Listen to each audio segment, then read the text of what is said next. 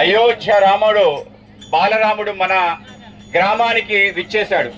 గ్రామానికి విచ్చేయడంతో పాటు మనందరం కూడా అద్భుతంగా హారతి కార్యక్రమం చూసాం.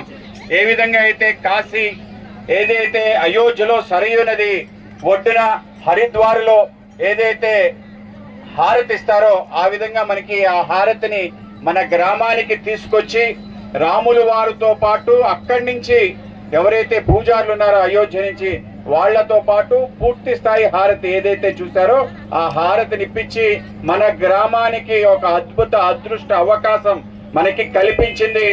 మన అందరికీ ప్రియతమ నేతగా మనందరితో కలిసి తిరిగి కేవలం రాజకీయంగా కాకుండా మనందరికీ ఆర్థికంగా ముందుకు తీసుకెళ్లే మన నాయకుడు శ్రీ అడారి ఆనంద్ గారి నేతృత్వంలో